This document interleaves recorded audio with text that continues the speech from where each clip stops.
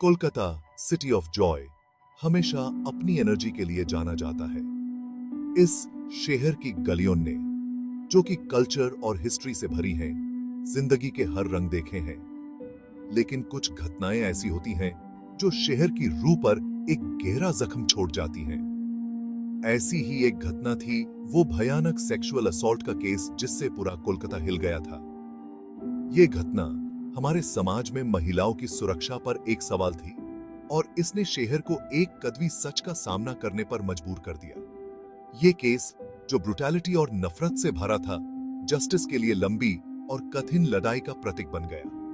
इस घटना ने शहर की कलेक्टिव कॉन्शियंस को जगा दिया। ये एक बुरी याद थी उस अंधकार की जो पेट्रियार्की और महिलाओं के खिलाफ हिंसा में छुपा हुआ है।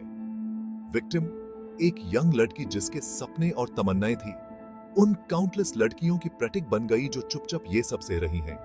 उसकी कहानी वायलेंस और ट्रॉमा की एक भयानक दास्तान ने गुस्से और इंसाफ की मांग की आग लगा दी। विक्टिम एक यंग प्रोफेशनल थी, काम से घर जा रही थी। एक नॉर्मल वीकडे इवनिंग थी, शहर अपनी रफ्तार में था। उसने एक टैक्सी ली, एक ऐसा डिसीजन जिसके कॉन्सिक्वेंसेस इतने भयानक होंगे ये उसे नहीं पता था। उसे खबर नहीं थी कि अंधेरे में खतरा छुपा हुआ है। टैक्सी के अंदर कुछ आदमी अपने गलत पावर और हक के नशे में उस लड़की का वेट कर रहे थे। जैसे जैसे असॉल्ट की डिटेल सामने आई, हर एक इंसान की रूह कांप गई। उस लड़की को, जिसको बेशुमार ब्रूटैलिटी से गुजरना पड़ा, फिजिकली और इमोशनली तोड़ दिया गया। क्रिमिनल्स अपनी एनोनिमिटी के कॉन्फिडेंस में उसे एक डिजर्टेड जगह पर छोड़कर चले गए, उसे उसके दर्द और तकलीफ के साथ अकेला छोड़कर। यह घटना पब्लिक प्लेसेस में महिलाओं की सुरक्षा पर एक सवाल थी जिससे पूरा शहर हिल गया। असॉल्ट की खबर आग की तरह फैल गई, जिससे गुस्सा और आक्रोश फैल गया। हर तबके के लोग सड़कों पर उतर आए, विक्टिम के लिए न्याय की मांग करते हुए। शहर भर में विरोध प्रदर्शन हुए। समाज के सभी वर्गों के लोगों ने एक स्वर में अपनी आवाज उठाई।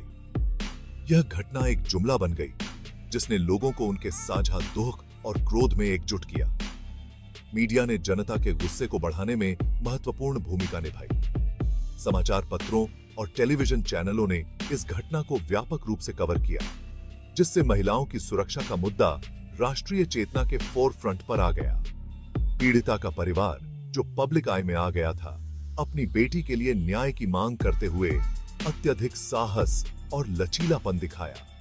न्याय के लिए उनकी लड़ाई देश भर में लाखों लोगों के साथ रेजोनेटेड हुई, जिससे यह मामला लैंगिक हिंसा के खिलाफ बड़े संघर्ष का प्रतीक बन गया। पुलिस परपेट्रेटर्स को जस्टिस के कटघरे में लाने के लिए भारी दबाव का सामना कर रही थी। उन्होंने पूरी इन्वेस्टिगेशन शुरू कर दी। यह मामला अपनी क्रूरता के कारण शहर की कानून प्रवर्तन एजेंसियों के लिए एक परीक्षा बन गया। जांच, जो इंटेंस पब्लिक स्क्रूटनी के तहत की जा रही थी, को पूरी तरह से और सावधानी से करना पड़ा। न्याय देने का दबाव बहुत ज्यादा था। इन्वेस्टिगेटर्स ने दिन रात काम किया, सबूत इकट्ठा किए, गवाहों का इंटरव्यू लिया और उस भयानक रात की घटनाओं को एक साथ जोड़ा। फोरेंसिक एक्सपर्ट्स ने सुराग के लिए क्राइम सीन की छानबीन की, जबकि साइबर क्राइम विशेषज्ञों ने अपराधियों को ट्रैक करने के लिए डेटा का विश्लेषण किया। पीड़िता की गवाही, हालांकि भावनात्मक रूप से ड्रेनिंग, उसके हमलावरों के खिलाफ एक मजबूत मामला बनाने में महत्वपूर्ण साबित हुई। Section 5, Trials and Tribulations, The Long Road to Justice. The trial, Indian judicial system की परीक्षा थी, पूरा देश देख रहा था। Prosecution, forensic evidence, witness testimonies और विक्टिम के करेजियस अकाउंट के साथ एक स्ट्रॉन्ग केस प्रेजेंट किया। डिफेंस ने डिलेइंग टैक्टिक्स का इस्तेमाल किया, मेरे कैरेक्टर पर सवाल उठाए और लीगल लूपहोल्स का फायदा उठाने की कोशिश की।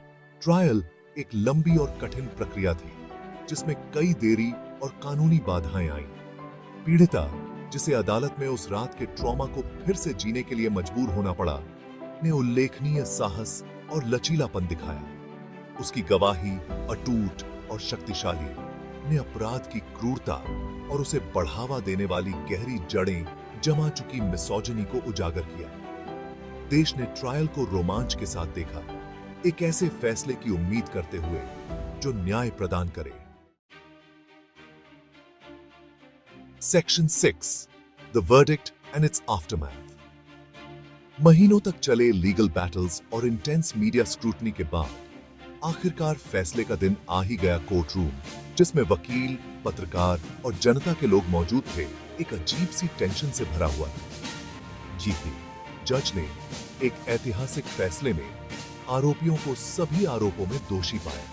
यह फैसला पीड़िता के लिए एक जीत और सच्चाई और न्याय की शक्ति का प्रमाण था। ने एक मजबूत संदेश दिया कि इस तरह के जघन्य अपराधों को बर्दाश्त नहीं किया जाएगा। पीड़िता के परिवार, कोलकाता शहर और पूरे देश ने इस फैसले का खुशी और राहत के साथ स्वागत किया। इसे महिलाओं के लिए एक सुरक्षित समाज की दिशा में एक कदम के रूप में देखा गया, एक संकेत कि प्रतिकूल परिस्थितियों में भी न्याय की जीत हो सकती है। हालांकि लड़ाई अभी खत्म नहीं हुई थी। Section 7, scars that remain, the enduring impact. फैसला हालांकि जश्न का कारण था, लेकिन पीड़िता पर हुए ट्रॉमा और दर्द को मिटा नहीं सका। उस रात के जख्म गहरे थे जो उस भयानक एक्सपीरियंस की याद दिलाते रहते थे। इस घटना ने उसके साइकी पर एक अमिट छाप छोड़ी, ऐसे अपराधों के लंबे समय तक चलने वाले प्रभाव का प्रमाण। इस मामले ने सोसाइटल इंट्रोस्पेक्शन की तत्काल आवश्यकता पर भी प्रकाश डाला। इसने लोगों को लैंगिक हिंसा की असहज वास्तविकता और इसे कायम रखने वाले डीप रूटेड पेट्रियार्कल नॉर्म्स का सामना करने के लिए मजबूर किया। इस घटना ने महिलाओं की सुरक्षा, सहमति और कड़े कानूनों और उनके प्रभावी कार्यान्वयन की आवश्यकता के बारे में देशव्यापी बातचीत शुरू की।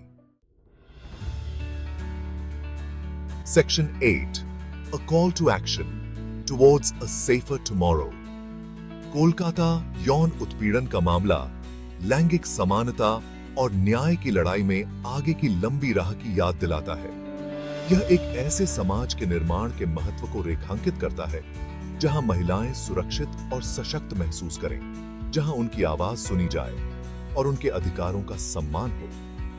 यह घटना कॉल टू एक्शन है, पितृसत्ता और मिसोजिनी की संरचनाओं को ध्वस्त करने के लिए एक सामूहिक प्रयास का आह्वान है जो इस तरह के जघन्य अपराधों को होने देते हैं।